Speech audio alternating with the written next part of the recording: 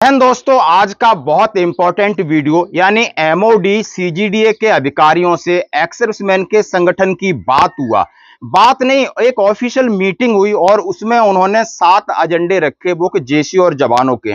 उसमें one rank one pension 3 को कब इंप्लीमेंट करना है और लाइव डाटा क्या होगा, 20% पेंशन बढ़ोतरी का मामला हो, और उन्होंने बात किया कि मैक्सिमम नोशनल में फिक्स किया जाए, ऑनरी रैंक को कंसीडर किया जाए, प्रीमेचर रैंक का जो एक पीरियड है जो आपने गलत लेटर इशू किया है इसके ऊपर बात किया जाए, और आपका जो एनुअल इंक्रीमेंट है इसके ऊपर। तो मैं आपके सामने कि जवाब भी सीजीडी ने दिया है और उनके जो सचिव हैं उन्होंने तुरंत जवाब दिया है। आप ये 8 पेज की चिट्ठी मैं आपके सामने रख रहा हूं और 26 जुलाई को ये पॉइंट्स वहां पर भेजे गए। फिर 30 जुलाई को डिस्कशन हुआ और डिस्कशन में क्या आउटकम निकल के आया हमारे लिए बहुत जरूरी है।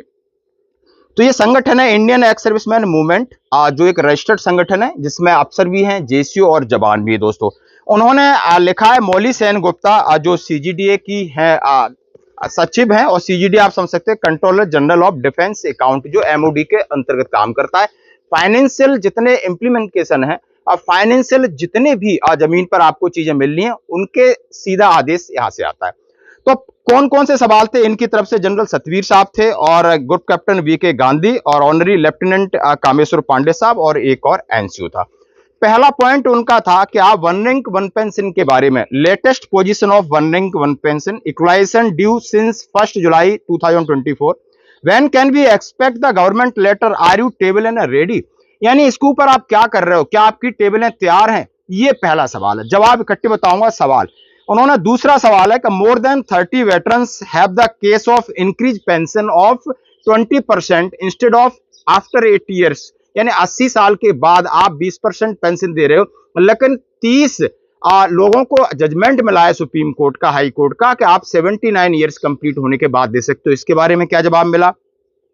और उन्होंने कहा ऑनरेबल कोर्ट से यह बात की गई कि जो इंक्रीमेंट की बात है कि यानी 1 जुलाई को इंक्रीमेंट मिलता है और 1 जनवरी को मिलता है, जो रिटायरीज हैं 30 जून के, उनको आप अभी तक इंप्लीमेंट नहीं कर रहे, और उसके लिए आप क्या कर रहे हो? और दूसरा कहा है कि प्रीमेचर रिटायरमेंट, जो लोग 1/7/2014 और आपकी पॉलिसी निकलती है 7/11/2015 को, इसके बीच वालों को आप क्यों कंसीडर नहीं कर रहे हैं जब तक ऐसी कोई बात नहीं है। फिर बोलते हैं कि आपने मिनिमम और मैक्सिमम का एवरेज करके दिया है, लेकिन उन्होंने लेटर बताया कि 17 जनवरी 2013 को बिल्कुल आपकी तरफ से लेटर निकला था कि जेसीसोआर का है वो नेशनल मैक्सिमम पर फिक्स किया जाएगा, उसका क्या हुआ? और दूसरी बात कह रहे हैं कि granted of honorary commission after retirement, उसको एक आपको फाइनेंशियल बेनिफिट देना चाहिए उसके बारे में, और रिजर्विस्ट पेंशन के बारे में देना चाहिए कि आप उनकी पेंशन कैसे बढ़ा रहे हो। तो दोस्तों, ये लेटर है आपके सामने और आप बात करूंगा कि इसके जवाब क्या क्या मिले। आप जवाब सुन के आपको खुशी भी होगी। उन्होंने कहा है, by CGDA confirm that action of pay equalisation due on 1 July 2024, ये सारी रिक्वायर्ड फॉर्मेलिटी पूरी कर ली है, लेटर इसका निकल गया है, डीएसडब्ल्यू ने निकाल लिया, हम पूरी तरह तैयार हैं।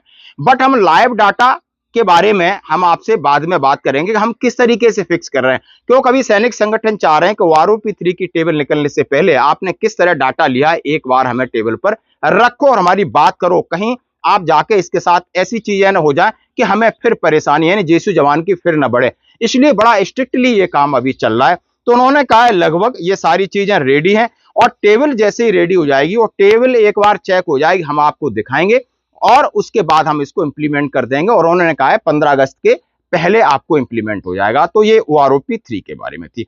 और 80 एज के बाद 20% पेंशन बढ़ोतरी के बारे में, ये मामला कोर्ट का था और कोर्ट ने 30 जजमेंट दिए थे, लेकिन एमओडी ने उसके ऊपर स्टे ले लिया है। अब एमओडी ने स्टे ले लिया है तो सीजीडी ने कहा है तो ये मेरे अप्रोच से बाहर है, क्यों एमओडी हमें निर्देश करती है, तो इसके लिए हम आपका पॉइंट फिर एमओडी के अधिकारियों के पास सामने रखेंगे। और उन्होंने कहा है कि जो लोग 30 जून को रिटायर होते हैं, जब माननीय सुप्रीम कोर्ट का पूरा आदेश है कि उसको इंप्लीमेंट किया जाए, लेकिन आप अभी तक इंप्लीमेंट नहीं कर रहे, आखिर ऐसा क्यों है? उन्होंने उसके बारे में बिल्कुल सीधा सीधा कहा है कि 17 May 2024 there decision of awaited also then awarded the additional increment should applicable to all past pensioners who retired on 30 June या 31 December for any year of the requirement. उन्होंने कहा जब कोर्ट का ऑर्डर है, सारी चीजें हो चुकी हैं, तो उन्होंने बोला कि गवर्नमेंट ने डिनाई नहीं किया है, लेकिन गवर्नमेंट के अंदर प्रोसेस में हम इस चीज को आगे रिकमेंडेशन में डालेंगे, इस बात को उन्होंने कहा है। और फिर दूसरा आता है प्रीमेचर की बात को लेकर के उन्होंने कहा है कि जैसा कि एक साथ 2014 में ओआरओपी बंद हुई थी, प्रीमेचर रिटायरीज को शामिल किया गया था। आफ्टर दैट 7/11/2015 को आप पॉलिसी निकालते हो, उसमें आप प्रीमेचर को कंसीडर नहीं करते हो, लेकिन 1 जुलाई 2014 और 7/11/2015 के बीच में जो भी रिटायरीज हैं प्रीमेचर, उनको कंसीडर किया जाए। और ये बिल्कुल आप इसकी जांच करो, ये गलत तरीका है, ये बिना कॉन्फिडेंस में लिए हुए डिसीजन लिया है। उन्होंने कहा हम एक्सेप्ट करते हैं कि ये गलती है, मैं एमओडी के सामने इसको अगले अपनी कॉन्फ्रेंस में इस पर डिस्कस करूंगा दोस्तों।